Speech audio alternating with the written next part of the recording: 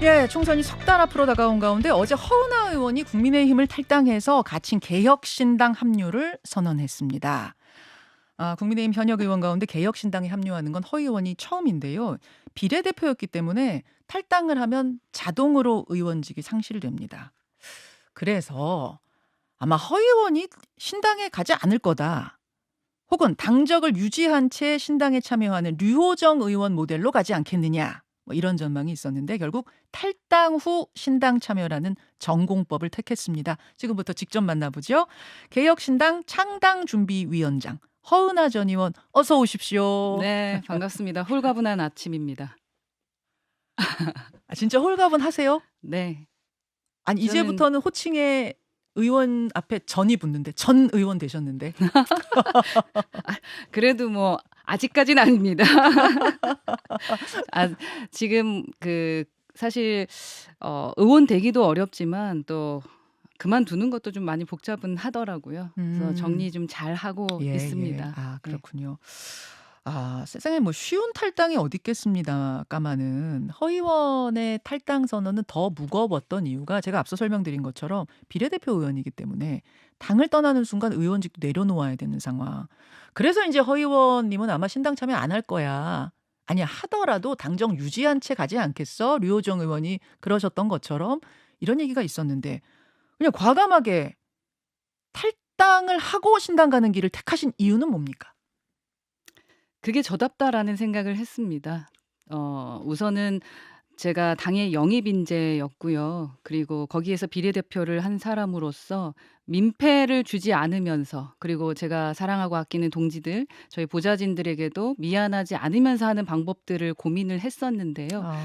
그래서 그 보좌진들에 대해서 제가 12월 중순에 다음 순번인 김은희 후보를 예. 찾아가서 좀 부탁을 드리면서 다행히 이제 원하시는 분들을 승계를 받기로 했고 뭐 여러 가지 그러한 마음도 좀 준비를 하면 그게 좀 깔끔해지면 제가 국민들께는 좀 죄송합니다만 승계가 되는 것이니까 네, 다음 순번으로. 배지를 내려놓는다라는 게 저 개인적으로는 더 홀가분한 것 같다. 그래서 당론을 따르면서 저와 다른 행동을 해야 되는 부분이 사실은 저는 가장 좀 힘들었었던 것 같습니다. 그것이 더 비겁한 것이 아닌가 하는 생각을 했었어 가지고요. 그래서 어떻게 가장 예의를 지키면서 우리 당에 그리고 지금의 당 국민의힘에 하면서 제가 하고 싶은 정치 국민들께 조금 덜 부끄러운 정치할 수 있을까라는 생각에 과감하게 던졌습니다. 당을 떠나면서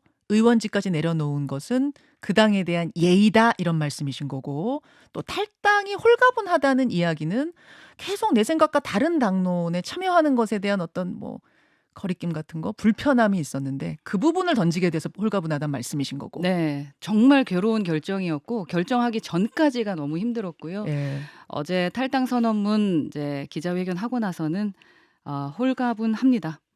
근데 당에 남아서 쓴소리 하겠다고 하시는 분들도 계시잖아요. 말하자면 네. 김용태 전 최고도 그렇고 김웅 의원도 당과 내 생각이 다른 건 많지만 나는 그래도 남아서 쓴소리 하겠다. 남아서 혁신을 주장하겠다. 이렇게 하실 수도 있었던 건 아닌가요?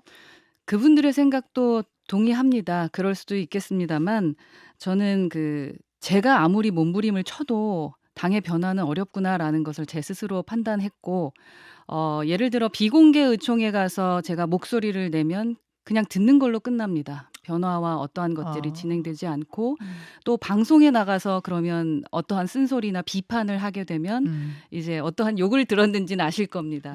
그러니까 그러한 것이 저에게는 조금 많이 힘들었고요. 그래서 어떤 응답이 없는 탐욕의 성벽에 머리 박는 일 그걸 제가 이제 선언문에 썼는데 그 기자회견에 그 말을 담은 이유가 있는 거죠. '더 이상은 못 하겠다.'라는 생각이 저는 들었고요. 지금까지 사실 당에 있으면서 좋은 시간도 많지 않았겠습니까? 그렇죠. 그래서 그럼요. 그 이성과 감성의 그 대차대조표 가 계속 제 눈앞을 스치기도 했고 그분들의 선택도 존중하고 그분들의 방법이 옳을 수도 있겠습니다만 저 허은하답게 하는 것은 지금의 선택인 것 같습니다. 허은하 스타일은 이거다. 네. 어제 기자회견장에서 이런 말씀하셨더라고요. 급하게 인테리어를 바꾼다고 본질이 변하진 않을 것 같다. 전 이 얘기 들으면서 그러니까 한동훈 비대위가 꾸려지고 지금 당이 변화하려고 여러 가지 애쓰고 있는데 이게 크게 변할 것 같지 않다? 그러니까 기대가 별로 없다는 말씀이신가? 어떻게 이해하면 됩니까? 이게 차분히 따져보면은요. 네. 바뀐 게 전혀 없다라는 생각을 했습니다. 저희가 시기를 3개월 전만으로 돌려보더라도 예. 그 강서구청장 보궐선거 후에 국민의힘이 뼈저린 성찰을 해야만 된다. 하늘이 무너질 것 같다라고 생각을 했었던 예. 순간들이 있었습니다. 강서구청장 선거 대패하고 예, 나서. 그렇죠. 그런데 그 후에 저희가 어떠한 성찰을 하고 또 무엇을 혁신했느냐라는 것을 보면 그 혁신위가 요란하게 이제 등장을 했습니다만 장제원 의원님 그리고 김기현 대표 사퇴 그리고 패드립 이것만 남았습니다. 그리고 나서 지금 정권 2인자가 오신 거거든요. 달라진 걸까? 정권의 2인자라고 불리우시는 분이시죠. 그러한 분을 지금 모셔왔는데 이거는 본질을 계속해서 외면을 하고 또 폭탄 돌리기 한다라는 좀 생각이 들었고요. 그 뉴스에서 그러니까 뉴스가 뉴스를 덮으면서 네. 어쩌면 이것 또한 국민을 속이려고 하는 것이 아닌가 하는 생각을 저는 개인적으로 했습니다. 예, 그래서 저는 이런 식의 그 회피와 윤색으로는 혹독한 심판을 받게 될 것이다. 그래서 이게 보수의 괴멸이 될 수도 있다. 저는 아주 심각하게 생각했습니다. 아니 지금 한동훈 위원장이 온 지 한 열흘밖에 지나지 않았거든요. 그러면 뭐 조금 더 기다려볼 수 있는 여지도 안 보이시던가요? 저는 지금까지 오래 지켜봤다고 생각을 합니다. 그러니까 그 사실은 그 비대위와 그러니까 비대위와 기존의 그 혁신위가 다른 점이 있나라는 생각입니다. 혁신위원들과 비대위원들을 봤을 때도 그렇고요. 그래서 그냥 제가 말씀드렸지만 뉴스 돌려막기, 이슈 만들기. 그래서 어찌됐든 한동훈 그 비대위원장과 이재명 대표의 구도를 만들고 싶어 하는 그 마음은 이해합니다만 국민들은 지금 대통령과 한동훈 비대위원장의 구도를 기대하는 거거든요. 그런데 그러한 구도에 맞는 어떠한 행위가 없었다라고 저는 생각합니다. 앞으로 다가올 김건희 특검법 뭐 거부권 행사 이후에 여러 가지 상황도 그냥 대통령실과 당은 똑같이 갈 것 같다 그 말씀이시고요. 저는 그렇게 생각합니다. 예. 네. 윤석열 대 한동훈 구도를 국민들은 보고 싶어 하시는 기대하고 건데 계신다고 저는 생각합니다. 여전히 윤석열, 한동훈 두 분은 같은 한 몸으로 보이고 저쪽 야당과의 대결 구도가 똑같이 유지될 것 같다. 네, 오늘 뭐 신문에서도 뭐 주연과 조연이라는 단어도 쓰셨던데요. 국민들은 그렇게 보고 계신 거거든요. 그러니까 한동훈 위원장이 주연이 돼서 정말로 그렇게 각 구도를 만들 수 있는 용기가 있으신 분이라는 제가 생각을 했다면 아마 더 큰 고민이 됐겠죠. 나오는. 그렇게 보세요. 이제 최근에 여론조사들 몇몇 여론조사에서 보면 차기 대권 주자 1위로 한동훈 비대위원장이 올라서기도 했잖아요. 그거는 뭐 그만큼 국민들이 좀 기대하고 있다는 얘기로 보이진 않으세요? 우선은 기대하시는 분들이 있겠죠. 특히 이제 보수 지지자 분들께서는 한동훈 위원장에게 희망을 가지실 겁니다. 근데 또 면면이 들어다 보면은 우리가 말하는 중도 그리고 그러니까 2030 세대는 변함이 없습니다. 그건 또 어떤 의미일까도 생각해 보셔야 될 거고요. 과감하게 하셔야지 윤색한다고 되는 게 아니다. 알겠습니다. 라고 생각합니다. 아무튼 그러한 이유로 어제부로 가칭 개혁신당의 창당준비위원장이 되셨어요. 네. 천하람 위원장, 이기인 위원장이. 천하람 창당위원장, 창당준비위원장, 허은하 창당준비위원장 이렇게 되는 겁니까? 이기인 창당위원장. 이기인 3인이에요. 네, 3인이. 그럼 이준석 전 대표는 창당준비위원장은 아니고 정강정책위원장. 원래는 윤리위원장 하고 싶으셨는데 저희가 참으십시오 했습니다. 왜 그렇게 역할을 그렇게 분담하셨어요? 우선은 현재는 저희가 정강정책이 가장 중요하니까요. 예, 그 부분에 대해서 좀 책임져 주시고 저희가 전면에 서겠다. 그 정강정책에서 보수를 뺄 수도 있다라는 뭐 이야기가 들리던데 사실입니까? 보수와 진보라는 단어를 뺄 수 있습니다. 하지만 뭐 사회적 보수든 아니면 또 다른 보수의 단어들은 있을 수도 있을 텐데요. 아. 지금은 어떠한 이념적인 것보다는 그 가치들에 저희는 집중하려고 하고요. 저는 뭐 자유라는 가치에 대해서 집중하려고 합니다. 창당 준비는 지금 몇 퍼센트 정도 됐다고 보면 되나요? 지금 너무 놀라운 사실은 저희가 당원이 2만 명을 달성했습니다.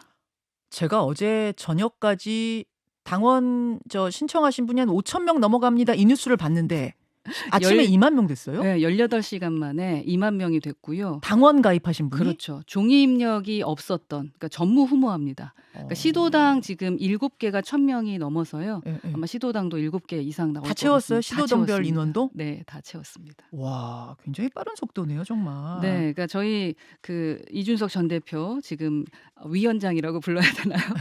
위원장이네요, 이제. 위원장께서 창당을 진짜 최단 기간 안에 한번 해보자라고 했었는데 창당일 언제로 생각하십니까? 저희가 원래 목표는 20일 전입니다. 1월 20일 전까지 하는 건데요. 늦어지더라도 1월까지는 완료가 될 것 같고요. 어제 벌써 오늘 아침에 7분 응선은 넘은 거죠. 2만 명 됐으니까. 그래서 더 빨리 되기를 희망하는 분이 계시고 예. 저희는 차근차근 네. 내일부터 아마 다음 주부터는 정강 정책을 발표하게 될 겁니다. 하나하나 발표하는 네, 건가요? 예. 아, 그렇군요. 당원 모집은 이제 뭐 이렇게 충분히 7분 능선 넘어서 됐고 어떤 분들, 어떤 정치인들이 함께하는가 요거는 또 별개로 궁금해요. 네. 1월 말쯤이 되면 양당의 공천 시나리오가 완성이 됩니다. 즉 어느 지역이 전략 공천 지역으로 정해질지, 그 결과 경쟁력이 있는데도 공천에서 배제되는 사람은 누군지, 또 어느 지역이 물갈이가 될지 이런 게 한 1월 말, 한 1월 25일쯤이면 정해질 거거든요. 그러고 나면 개혁신당에 전격 합류할 인사들이 꽤 있을 거다, 이렇게 내다보는 거 맞습니까? 네. 흔들리는 분들이 많습니다. 사실 정부 여당에 있는 국민의힘 의원님들 입장에서는 아주 심각한 고민을 할 수밖에 없습니다. 그러니까 제가 고민했듯이 아마 저보다 10배 이상 고민하실 텐데요. 그 고민의 강도가 커졌다라고 좀 느낍니다. 제가 사실은 한 분 한 분 다 전화 통화를 했거든요. 나오면서 편지도 드리고 통화도 했는데 예. 기존에 저하고 대화하던 거와 좀 달라지신 분들이 숫자가 좀 더 많아졌다라고 느끼고요. 그리고 적극적으로 조금 의사를 타진하는 느낌이 든다 하는, 의사 타진 단계까지 가는 분이 그럼 있습니까? 네, 계십니다. 다섯 중진에 손가락을 계십니다. 예. 넘어갑니까? 네. 아, 그래요? 네.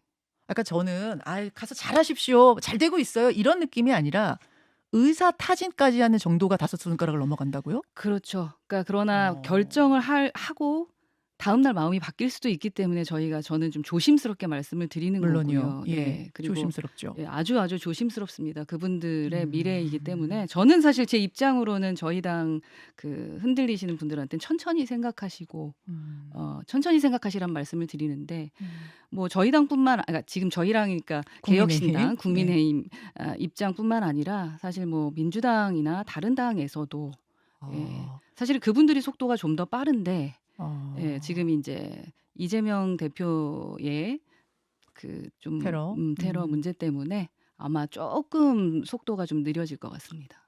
그렇군요. 국민의힘 의원 중에도 의사타진, 민주당 의원 중에서도 의사타진하는 현역 의원들이 있다. 네. 중진도 계신다. 네. 5손가락 넘어가고 10손가락 안에 듭니까? 지금 말씀 나눈 분들만 하면 그럴 것 같은데요. 10손가락도 혹시 넘어가요? 그러나 이제 제가 좀 상당히 보수적인 사람이라 가지고 신중하신 분이에요. 네, 되게 상당히 신중합니다. 그래서 사실 5손가락이 말씀으로 하신 분들은 10명은 넘습니다. 근데 이제 10명이 넘어가요? 그런데 뭐 그거를 글쎄, 마지막까지는 물론 네, 몰라요. 같은, 그렇지만 네. 그렇지만 현재로서는 의사타진 정도가 10명을 넘어간다. 알겠습니다. 이낙연 신당과 이제 연대할 가능성, 즉 제3지대에 텐트가 크게 쳐질 가능성, 이 부분도 상당히 중요하잖아요. 3자 구도가 되느냐, 4자 구도가 되느냐, 5자 구도가 되느냐는 완전 다르기 때문에 그런 건데 어떻게 전망하세요? 저는 뭐 미래에 투자하는 개념으로 국민들께서 뭔가를 바라보실 때 3번이라는 것이 상당히 중요할 것 같아요.